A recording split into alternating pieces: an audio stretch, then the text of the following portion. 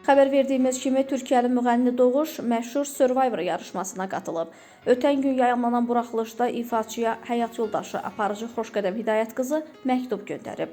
Aparıcının "Sənsiz keçən hər gün çətin olsa da, ürəyimizdə ümid və səbirlə səni gözləyirik. İnanırıq ki, hər şey yaxşıdır. Arda və Arın sənə sürpriz hazırlayırlar" sözləri Doğuşu kövrəldib.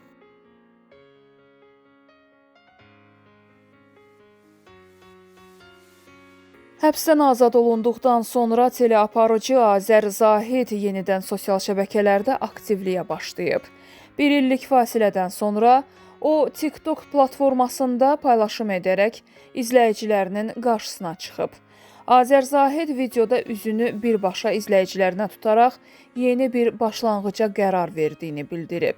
Aparıcı qeyd edib ki, bu müddət ərzində çox düşünüb, yaşadıqlarını analiz edib və artıq tam fərqli formatda daha düşündürücü məzmunla tamaşaçıların qarşısına çıxmağı planlaşdırır.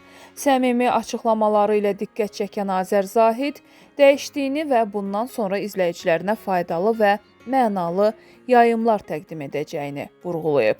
Teleaparıcının bu dönüşü sosial şəbəkələrdə maraqla qarşılanıb və onun yeni mərhələdə necə bir yol seçəcəyi izləyicilər arasında müzakirələrə səbəb olub.